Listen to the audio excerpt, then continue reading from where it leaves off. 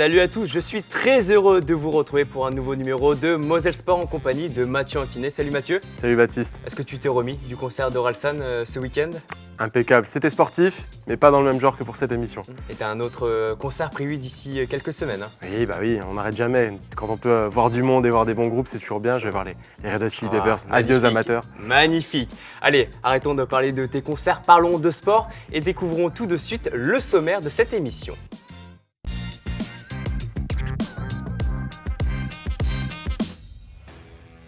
En waterpolo, le Sporting Club Thionvillois est allé conquérir son maintien en National 1 en battant lors des barrages retour le Stade Toulousain. Une victoire tout en maîtrise qui récompense les efforts des poloistes mosellans.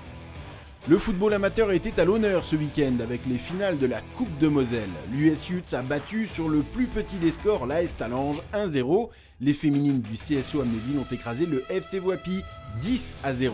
Vous verrez les buts dans quelques instants. Le Volley Club Sarrebourg accueillait ce week-end les finales du Challenge France de volley assis. Des initiations et des rencontres amicales ont aussi été mises en place afin qu'un maximum de personnes puissent découvrir cette discipline paralympique. Reportage dans cette émission. Et notre invité cette semaine est Damien Mantovani, le président du Kayak Club de Metz. Avec lui, nous évoquerons les championnats de France de kayak qui se tiendront du 22 au 31 juillet au bassin de la Pucelle à Metz. Voilà pour le programme. Tout de suite, place au sport. Avant de développer toutes ces actualités sportives, découvrons les autres résultats sportifs du week-end. C'est l'heure du récap sport.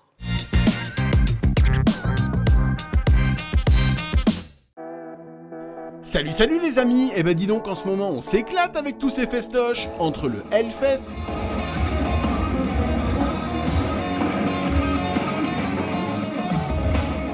Solidays et j'en passe, je me régale.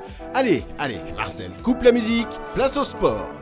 Mais arrêtez là! Aurélie Muller est vice-championne du monde pour la 4e fois! La Sarregueminoise termine juste derrière la Brésilienne Ana Marcela Cunha sur le 5 km en eau libre. De bon augure avant le 10 km prévu demain.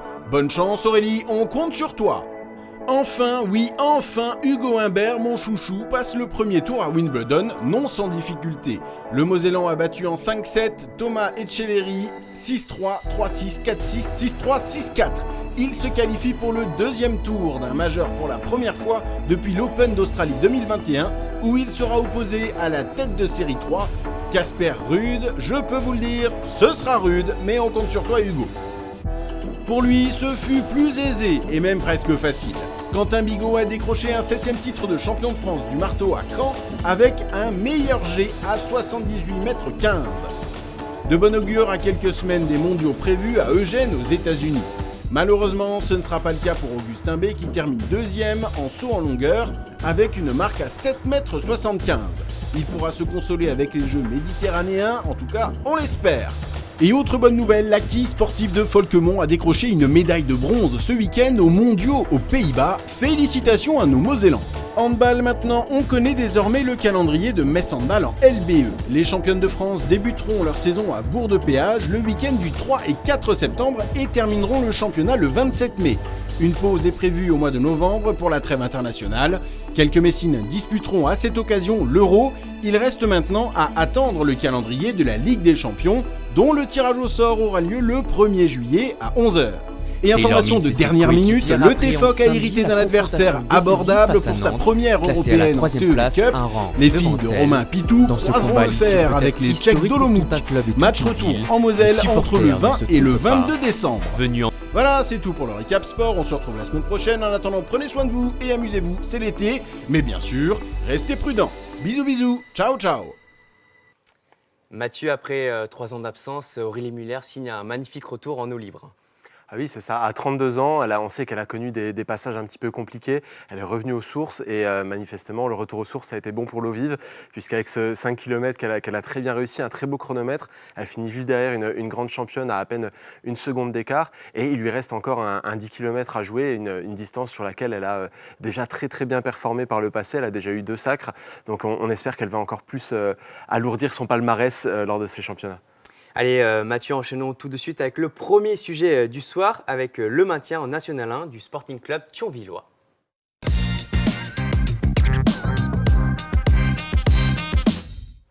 La saison fut longue, dure et éprouvante, mais le club de water-polo de Thionville est allé glaner son maintien lors des barrages N1, N2.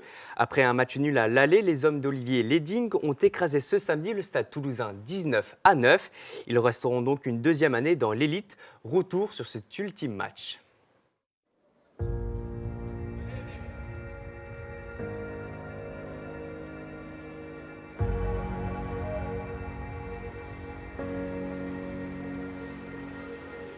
La pression est forte pour Thionville. Dans une saison éreintante et morose marquée par une seule et petite victoire, le SCT à la tête sous l'eau, relégué en barrage face au stade toulousain.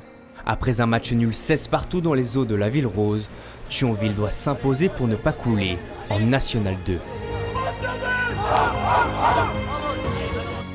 Il n'a fallu que 8 minutes pour que les poloistes mosellans infligent un insolent 7-1 et prennent les devants. Un ascendant qui se prolonge toute la rencontre et se conclut par un écart de 10 buts, 19-9.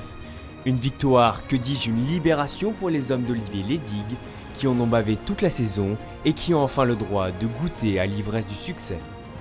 Là maintenant, tout de suite après le match, de la joie forcément. Le scénario est idéal. Je crois qu'on mène 7-1 début du match. Donc, ils sont venus avec des convictions en disant on va gagner. Et finalement, nous, on a mis plus, je pense, de volonté. Et là, forcément, avec la grosse entame de match qu'on fait, on les a réduits, on va dire, presque en une période. Moi, c'est une grande fierté. Il y en a pas mal là. Je les suis depuis très longtemps. Je les ai entraînés avec Michel Détier, avec Guillaume Nicolet. Thionville, c'est une famille. Les gens qui arrivent ici, on a des étrangers qui travaillent au Luxembourg. Ils viennent ici. On a 2 entraînements semaine. Mais on arrive, par les liens qu'on arrive à tisser avec tout le monde, on arrive à créer une équipe. Je pense qu'on est l'équipe de N1 qui s'entraîne le moins. On arrive à avoir des résultats plus que corrects. Et je pense que ça ira nettement mieux l'année prochaine. Une victoire au mental, à l'expérience, mais surtout à l'orgueil, qui récompense ce groupe de potes restés unis dans la difficulté. On sait comme une famille, on joue comme une équipe. Et si une personne est dans la même situation, on joue avec lui et toutes les choses. C'est pour cette raison que je pense que nous sommes une très grande famille. Et c'est la raison principale pour laquelle aujourd'hui on a gagné, je pense. Après 10 mois de compétition à écumer tous les bassins de France, les poloistes peuvent enfin raccrocher le bonnet et le slip de bain avec le sentiment du devoir accompli. Mathieu, depuis la saison 2020-2021, la Fédération française de natation a mis en place des quotas pour les joueurs extra-communautaires. Cette saison, chaque club pouvait aligner que 2 joueurs étrangers sur la feuille de match et cette mesure a impacté pas mal le club de Thionville. Oui, après, c'est une mesure qu'on peut peut-être juger assez juste. Ça a été adopté par de nombreuses fédérations, de nombreux clubs dans divers sports pour permettre de développer une discipline.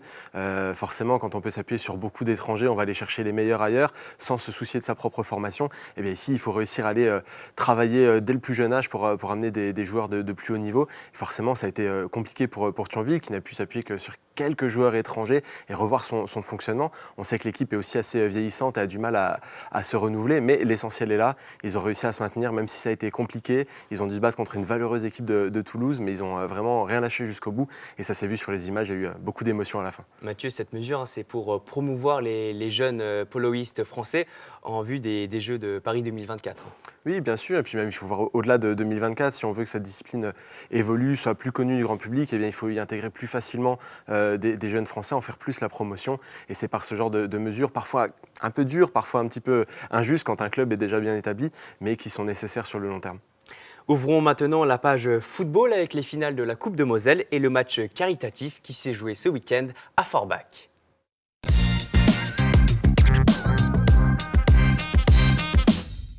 Après la montée en Régional 3, une finale lors du Trophée des Champions, l'US Lutz a remporté ce dimanche à Creuswald la Coupe de Moselle en battant 1-0 l'AS Talange, un doublé Coupe Championnat qui permet aux Huçois de signer une saison exceptionnelle.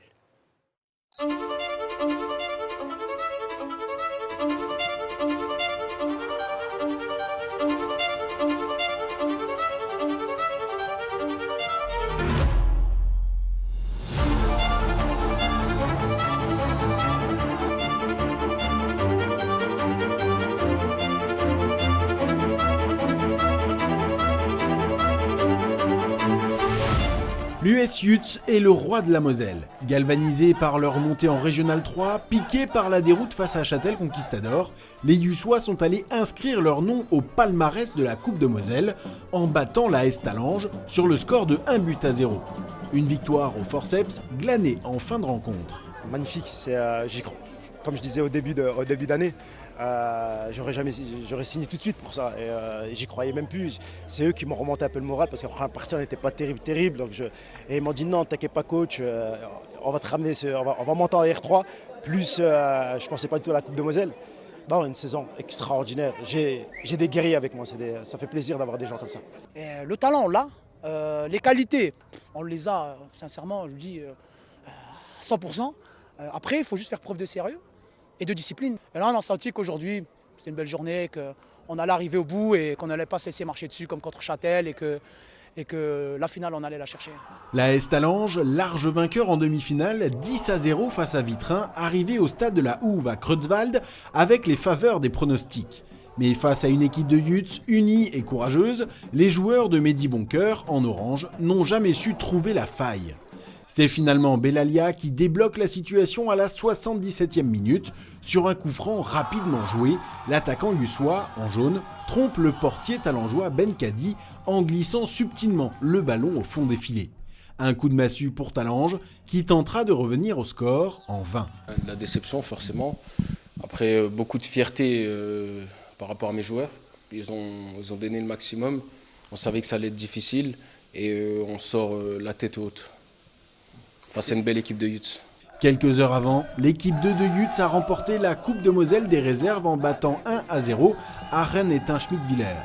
La cerise sur le gâteau d'une saison aboutie du début à la fin pour le club du président Lounès Chernou.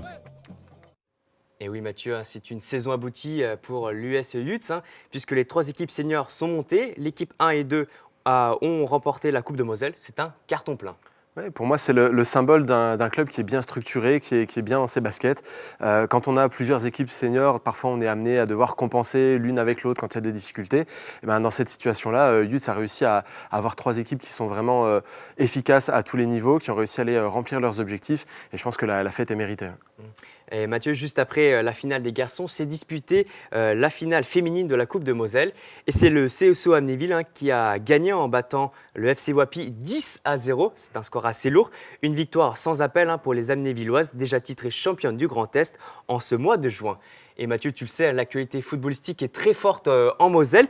Dans le même temps, se jouait au stade du Schlossberg à Forbach un match caritatif organisé par l'association Polymusclé 63 entre les anciennes gloires du FC Metz et des grands noms du football français. Oui, ils ont réussi à rassembler à peu près 300 personnes au stade du Schlossberg, ce qui est très bien pour un match caritatif. Ça a permis de récolter des dons et de l'argent pour une association qui en a bel et bien besoin. Et puis, ça fait toujours plaisir de voir les anciens grenats et les anciennes gloires du football français d'une manière générale se produire sur des terrains en région comme ça. Le match a été plutôt sympathique puisque les spectateurs ont été gratifiés de 6 buts en tout. Et ils ont surtout pu voir des joueurs qui sont très appréciés, qui ont une cote de popularité qui est toujours aussi haute. On peut penser à Sidney Govou, et puis à Cyril Pouget, Sébastien Renoir, Ludovic Guerriero, pour ne citer qu'eux, qui font toujours autant plaisir sur les terrains et qui sont, je crois, eux aussi régalés. Allez, juste avant d'accueillir mon invité Damien Mantovani, le président du Kayak Club de Metz, revenons sur les finales du Challenge France de volley assis qui se sont déroulées ce week-end à Sarrebourg.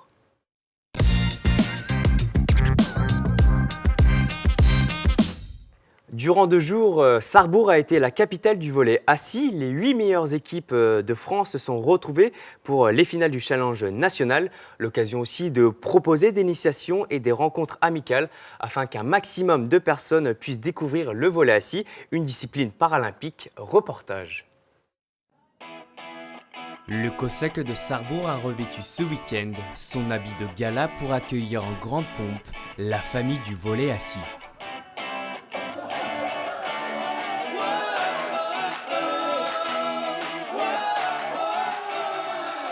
Le volley assis est une pratique mixte permettant aux personnes en situation de handicap et aux valides de jouer ensemble sur un terrain plus petit et avec un filet plus bas qu'au volleyball. Les joueurs sont assis à même le sol et se déplacent en glissant avec l'aide de leurs membres Et pour faire découvrir cette pratique, le club de volleyball de Sarrebourg a organisé samedi des matchs de gala mêlant des joueurs de l'équipe de France, des enfants et des personnes âgées. Un moment ludique et inclusif. Ah, j'adore. J'adore parce que justement il y a beaucoup d'appréhension, les gens se disent ouais bon le sport tu joues assis, c'est pas vraiment du sport. Les gens tu sais qui sont un petit peu curieux, ils essayent, ils commencent à rigoler, à glisser par terre, à se dire putain mais en fait c'est vachement dur, c'est vachement physique.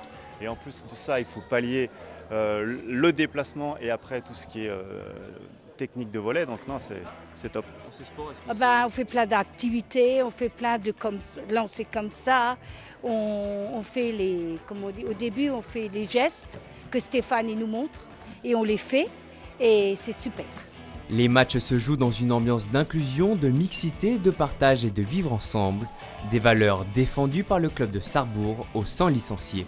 Je dis toujours, le sport ne fabrique pas que des champions, on peut être le champion de son propre corps. Moi ce que j'essaye de faire c'est dire à la personne tu as un potentiel, tu as des capacités. Le dimanche a été placé sous le signe de la compétition avec la présence des 8 meilleures équipes au classement général national. Finalement, c'est Nantes qui s'est imposée en finale face à Villeneuve d'Ascq. L'approche de la compétition n'est pas toujours la finalité.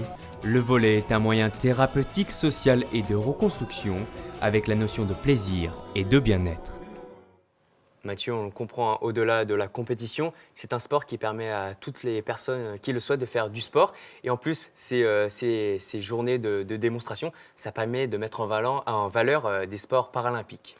Oui, ce reportage, c'est le sport comme on l'aime quelque part. C'est pas uniquement la grande compétition, elle y était, elle était présente cette compétition, des équipes qui s'affrontent, mais il y avait aussi ce côté inclusif des hommes, des femmes, des plus jeunes, des plus âgés, des valides, des non-valides qui peuvent pratiquer ensemble, passer un bon moment, vivre les valeurs du sport d'une manière un petit peu différente et prendre du plaisir tout simplement. C'est ça qu'on a envie de voir aussi sur les terrains. Et puis à l'approche de Paris 2024, mettre un coup de projecteur sur les sports paralympiques, c'est très important, mais il ne faudra pas non plus se limiter aux JO. Ce sont des pratiques qui méritent d'être démocratisées et on en voit de plus en plus dans les différents clubs. Et de grandir dans les années qui viennent. Mathieu, merci d'être venu dans Moselle Sport. On se retrouve la semaine prochaine pour le dernier numéro. Avec un peu de tristesse quand même, ça va être un petit peu dur. Allez, tu cèdes ta place à mon invité, Damien Mantovani.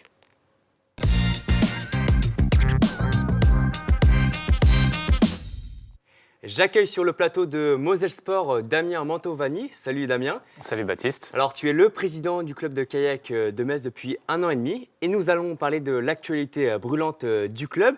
Ce matin en compagnie de François Grosdidier, le maire de Metz, et de Jean Zougrana, le président de la Fédération française de canoë et kayak, vous avez signé la convention pour accueillir les championnats de France de kayak qui se dérouleront du 22 au 31 juillet au bassin de la Pucelle à Metz.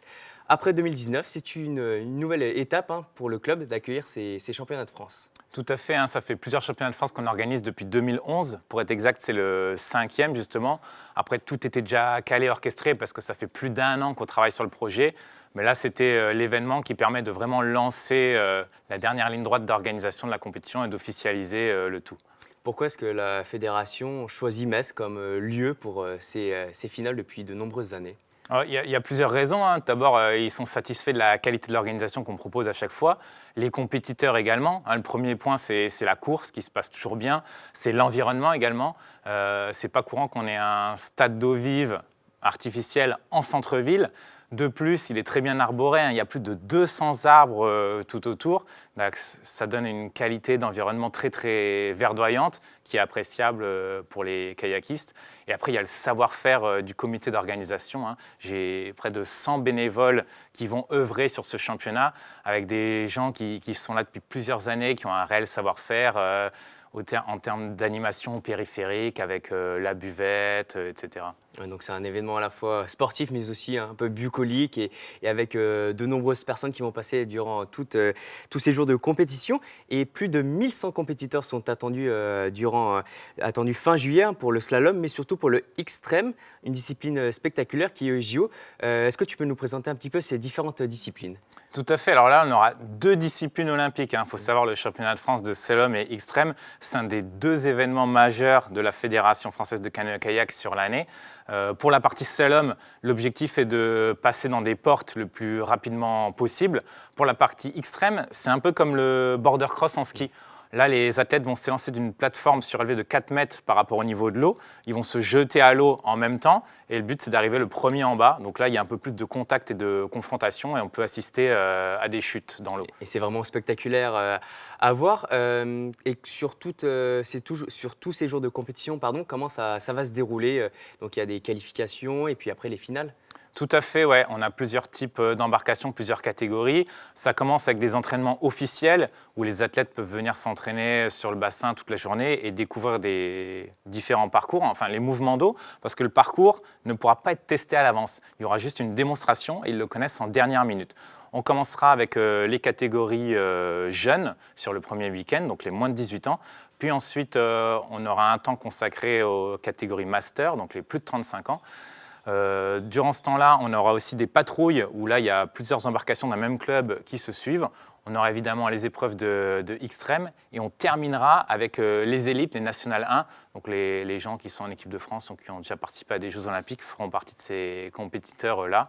Et bien sûr, comme tu l'as rappelé, voilà, des phases de qualification, demi-finale et finale pour chaque épreuve. Donc ce sera très joli à suivre et à voir. Et signe qu'il y a un savoir-faire ici à Metz, Tony Estanguet, le triple champion olympique et président du comité olympique Paris 2024 sera présent, non pas avec cette étiquette, mais comme un passionné et un ancien kayakiste. Donc ça montre aussi que ça parle à tout le monde. Tout à fait, on a de la chance de le recevoir. Il faut savoir qu'en 1998, il a gagné son premier titre international à Metz, champion du monde universitaire. Donc je pense que c'est quelque chose qui lui tenait à cœur.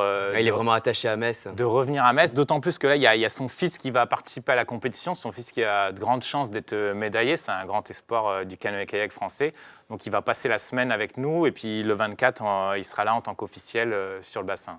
Mais ça montre aussi que voilà, c'est quand même un gros événement qui est attendu par beaucoup de monde et qui résonne à la fois sur la scène nationale mais internationale aussi. C'est ça, on a l'objectif d'être dimensionné à plus haut niveau. Il faut savoir qu'on a souvent des athlètes étrangers, des délégations étrangères qui viennent s'entraîner. Des Allemands, des Suisses, des Belges, des Luxembourgeois. Et le fait qu'on ait eu le label CPJ, Centre de préparation pour les Jeux Olympiques, ça met un attrait supplémentaire justement au stade d'eau vive. Et on a l'optique d'accueillir des délégations olympiques d'ici 2024. Tu me coupes un petit peu dans ma question. Donc Metz et le bassin de la Pucelle sera une base arrière des Jeux Olympiques. Donc est-ce qu'il y a déjà des délégations qui souhaitent venir pour se préparer en vue des Jeux de Paris 2024 ? Alors, on n'a pas pu finaliser de choses pour le moment parce qu'on a eu le Covid où les athlètes étaient impactés, ne pouvaient pas trop se déplacer. Mais on est en contact avec plusieurs fédérations, notamment l'Irlande et le Japon, pour faire venir justement leurs délégations s'entraîner avec un programme sur une semaine où à la fois ils pourront s'entraîner sur le stade olympique de Paris et à la fois sur le stade d'eau vive de Metz pour varier un peu les plaisirs et les technicités. Parlons maintenant du club de kayak de Metz de manière plus générale. Donc c'est un club qui grandit, qui devient incontournable en Moselle. Et vous voulez continuer à vous développer, notamment sur le côté loisirs, en proposant beaucoup de balades sur la Moselle, notamment tous les étés. Tout à fait, on est bien connu des spécialistes du canoë-kayak de par les compétitions, il y a beaucoup de champions qui viennent, mais on veut aussi que le grand public puisse vivre ces expériences-là, que ce soit sur le stade d'eau vive avec du rafting, de la nage en eau vive ou d'autres activités, mais également avec un départ sur le calme en canoë ou en paddle. Et là, l'objectif, ce serait de créer d'ici 2023 des sentiers nautiques, des parcours un peu touristiques et historiques que les gens pourraient visiter. Et puis aussi, vous voulez que le club continue de grandir avec les Messins, parce que vous voulez aussi organiser des manifestations tout au long de l'année au cœur de Metz. Tout à fait, surtout le grand événement qu'on souhaite organiser serait à l'horizon 2024, un grand événement festif et populaire à l'image du marathon de Metz-Mirabel. Ça se fait dans d'autres villes, les plus connues, c'est la traversée de Lyon ou le marathon de l'Ardèche, des événements qui réunissent sur l'eau 1000 à 2000 personnes. L'idée, ce serait d'avoir un départ en masse sur le plan d'eau, puis une grande traversée sur le bras principal de la Moselle, un retour sur le bras mort et un sprint devant le temple protestant pour finir à nouveau au plan d'eau. Ça donnerait des très belles images. Et l'événement qui arrive très prochainement, je le rappelle, ce sont les championnats de France de kayak slalom Xtreme qui se tiendront cet été sur le bassin de la Pucelle du 22 au 31 juillet 2022 à Metz. Merci Damien d'être venu dans Moselle Sport. Avec plaisir. Et je vous rappelle que Moselle TV est partenaire de l'événement. Nous retransmettrons en direct les finales des deux compétitions les 24 et 26 juillet dans l'après-midi. Je vous donne rendez-vous la semaine prochaine pour le dernier numéro de Moselle Sport. Et oui, l'année passe très vite. Passez une bonne soirée, je vous embrasse.